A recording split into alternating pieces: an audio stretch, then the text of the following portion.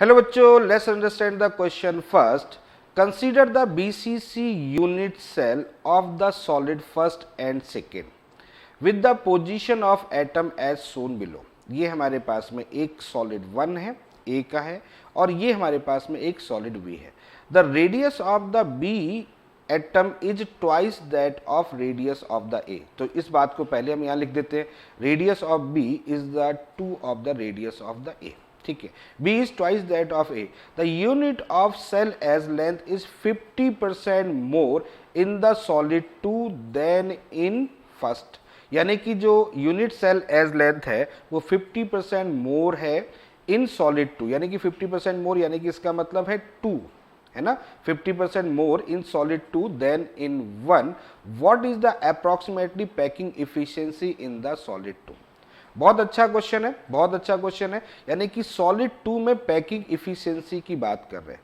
तो packing efficiency होता क्या है? पैकिंग इफिशिएंसी का मतलब होता है, जब हम पैकिंग इफिशिएंसी निकालते हैं तो हम निकालते हैं Z, यानी कि जितने भी number of atom per unit cell, into हम लोग लेते हैं वॉल्यूम ऑफ एटम, जो भी एटम वहाँ प्रेजेंट होंगे, यानी कि एक एटम का वॉल्यूम मल्टीप्लाई बाई जितने भी नंबर ऑफ एटम वहाँ पर प्रेजेंट है उनका, divide by volume of the cube. यही तो फॉर्मूला होता है, वॉल्यूम ऑफ क्यूब या क्यूबिक, यही तो हम यहाँ पर रखते हैं.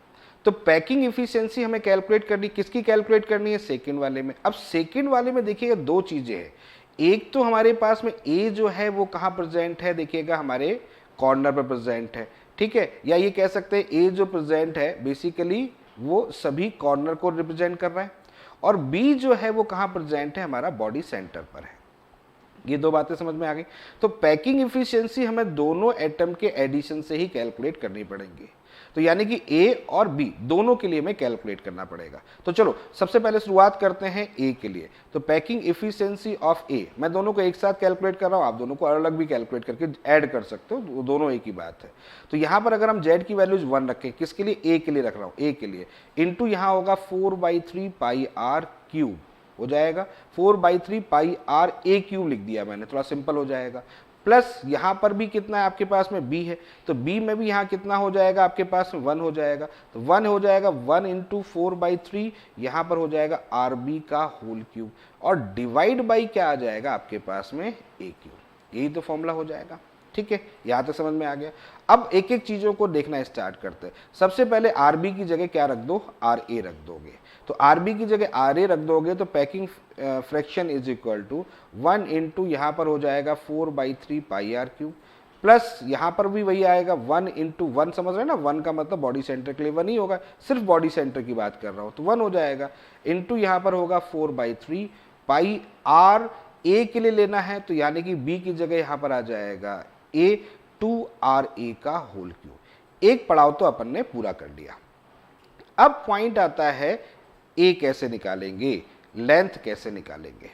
ठीक है, इस लेंथ के बारे में सोचना पड़ेगा. अब इस लेंथ में देखो दोनों चीजें आ रही हैं. यहाँ पर एज लेंथ केवल देखेंगे तो ये ए की आ रही है, ठीक है, इसकी है. लेकिन यहाँ पर सबसे बड़ी बात यह है कि radius of the atom B हमारा काउंट नहीं हो रहा क्योंकि कॉर्नर पर है. तो हमें फिर कैसे लेंथ निकालना पड़ेगा? डायगोनली चलना पड़ेगा, यानी कि दोनों डायगोनली को लेना पड़ेगा, डायगोनल से लेना पड़ेगा, जिसके कारण से दोनों की लेंथ जो होगी, दोनों की रेडियस जो होगी वो यहाँ पर आ जाएगी. उसी से तो फिर आगे हम आगे के क्वेश्चन को इक्वेट कर सकते हैं.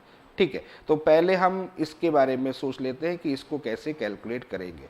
तो जैसा कि हमको पता है कि डायगोनल की जो डिस्टेंस होती है वो हमारे पास में हमको पता है कि वो √3a होती है. ठीक है, √3 है. तो इसको हम यहाँ लिखेंगे 2 रेडियस ऑफ आर ए, ये चीज़ यहाँ समझ में आ रही है. यहाँ लिखेंगे 2 radius of R A plus 2 बाहर ले लिया तो R B is equal to कितना हो जाएगा? √3a हो जाएगा. ठीक है, अब आरबी की वैल्यूज कितनी दे रखी है? आरबी जो है वो डबल है आर ए का, तो यहाँ पर और आगे इसको सॉल्व कर ले. 2 यहाँ पर हो गया आर ए प्लस यहाँ कितना हो गया? 2RA इज इक्वल टू कितना हो जाएगा? √3a. तो यहाँ पर वैल्यूज आ जाएगी, कितना हो जाएगा? 3 मल्टीप्लाई बाई 2 है ना, यहाँ होगा 2 multiply by 3 into RA is equal to √3a. तो यहाँ से a निकल गया आपके पास में, तो a आ जाएगा नीचे, a आ जाएगा नीचे, मतलब a यहाँ निकालना है तो √3 आ जाएगा नीचे. इसको सॉल्व करोगे तो ये हो जाएगा 2 √3RA. ये देखो बेटा, ये a आ गया. इस ए को उठा के कहाँ रखना होगा, यहाँ पुट करना होगा। ठीक है, तो आर ए से आर ए भी कैंसिल आउट हो जाएगा, पूरा पूरा कैंसिल आउट हो जाएगा, आर ए से आर ए, तो यहाँ से कैंसिल आउट हो जाएगा। तो जब ये पूरी वैल्यूज को आप निकालोगे तो यहाँ निकल के पाई अपॉन 2√3, ये निकल के आएगा पैकिंग फ्रैक्शन।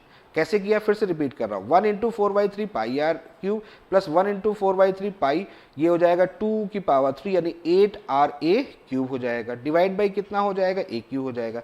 ए की वैल्यूज को यहाँ रख दोगे तो यहाँ आ जाएगा 2√3RA का होल क्यूब, ये वैल्यूज यहाँ आ जाएगी। तो जब इसको सॉल्व करेंगे तो आ जाएगा पाई अपॉन 2√3।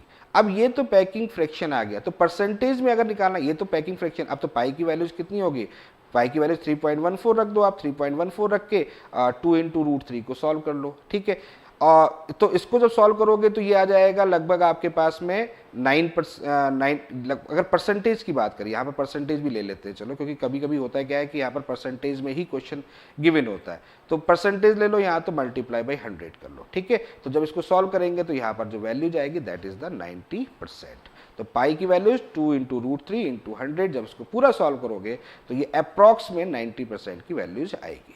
तो इस क्वेश्चन का जो आंसर हो जाएगा वो 90% होगा, यानी इन एटम के थ्रू जितना भी यहाँ पर स्पेस कवर्ड है वो 90%, तो वॉइड कितना परसेंट होगा, 10% यहाँ पर रिमेनिंग हो जाएगा। तो I hope you understand the very well. Okay, thank you, best of luck.